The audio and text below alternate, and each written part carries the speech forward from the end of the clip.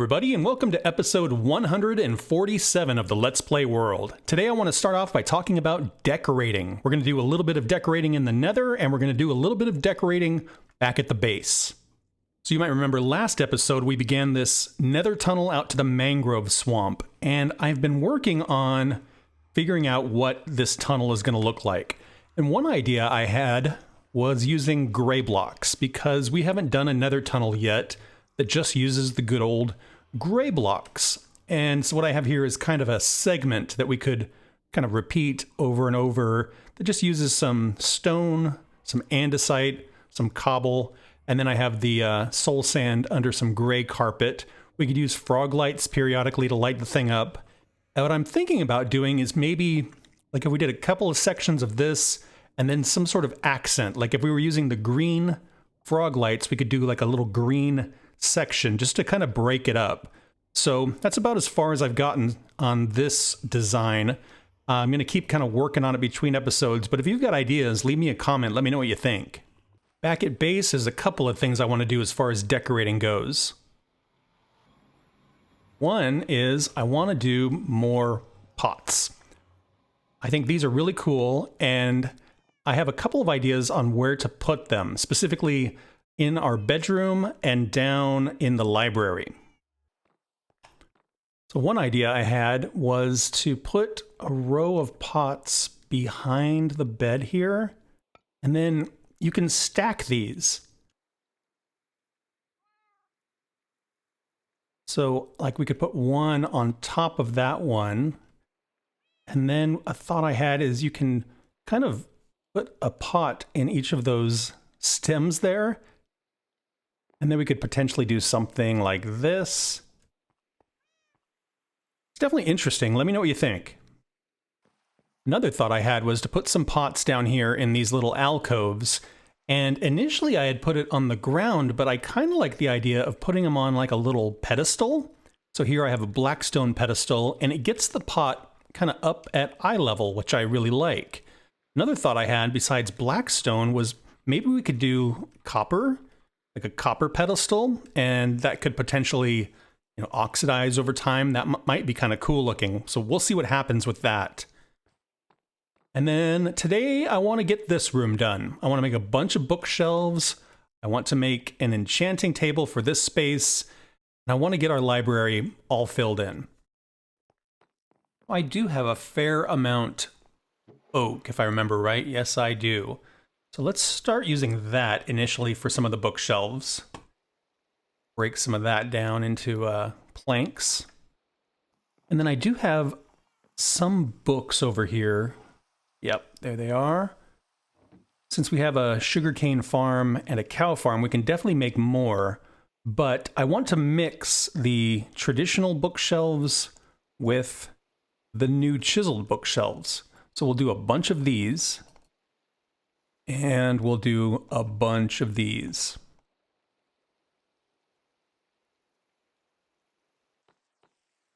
And I think the idea is if there's a section that's too wide, that's going to be traditional bookshelves. And if there's a section that's 3 wide, that's where we're going to do the chiseled bookshelves. But I don't know that I want to go all the way to the ceiling. Like maybe we'll just do 3 or 4 rows of chiseled bookshelves and then traditional shelves up there. We'll see.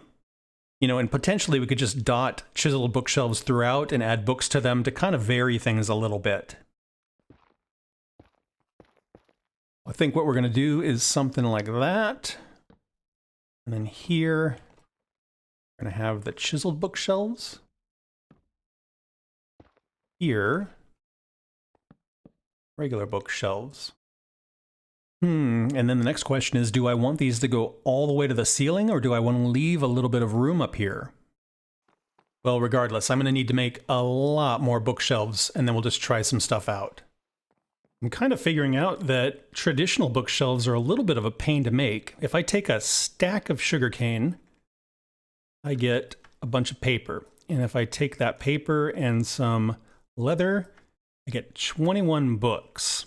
And if I put those books in here with some planks, we get 7 bookcases. So it takes like 9 sugarcane, 3 leather, and 6 planks to make 1 bookshelf.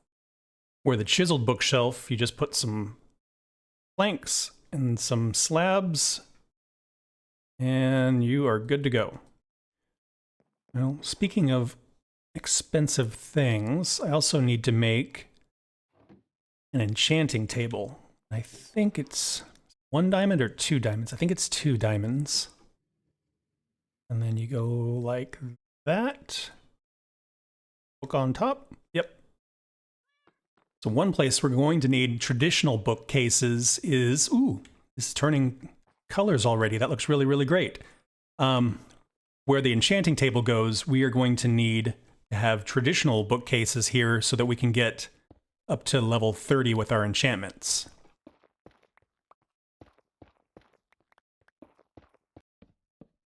There.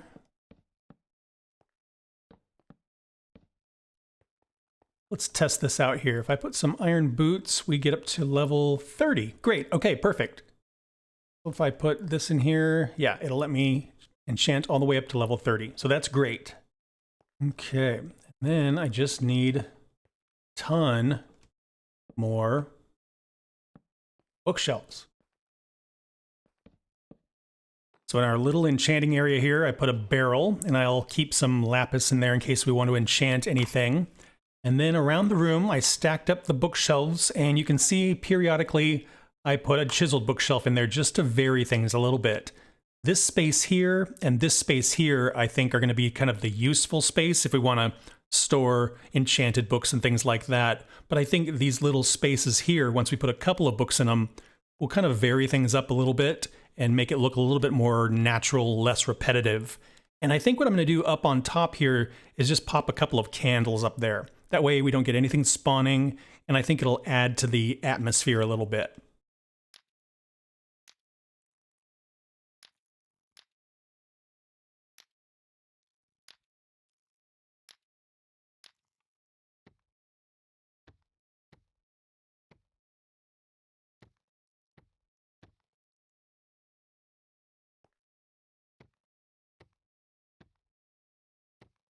And there we have it. Looking really cool. Like I said, we've got some actual useful space here that we could store books. And then I mixed up some of the chiseled bookshelves into the regular bookshelves. So we have regular books if we wanted to grab one to enchant, which is kind of cool. And I think it really kind of breaks up the monotony of the bookcases over and over. Really, really like that. The candles add a little bit of atmosphere, a little bit of ambiance. I think we might be able to do just a little bit more decorating. You know what I mean? Like, could put something in the center here or something between the bookshelves under the lamps. There's still a little bit more that could happen here.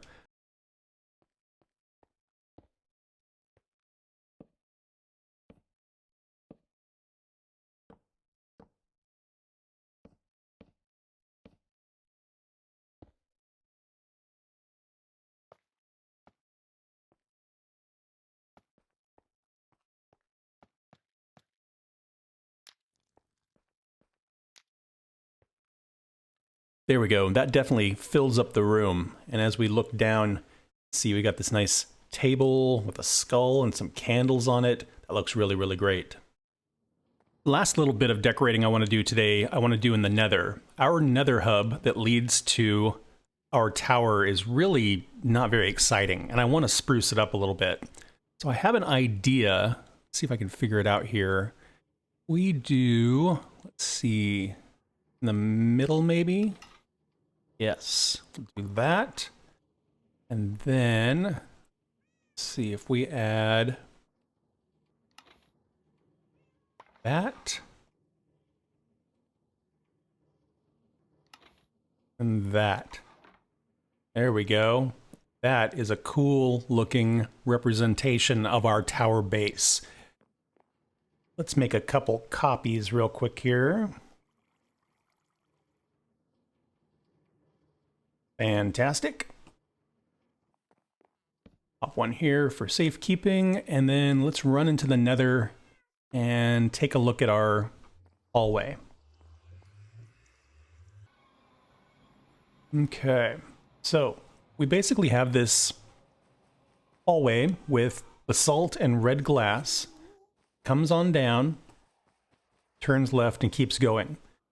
And it doesn't feel very special. It doesn't feel very much like this is important. And so what I want to do is I want to raise this ceiling up quite a bit so we can put our banner here, and then maybe where this intersection is, just kind of bump it out a little bit in each direction so that it looks a little bit more important.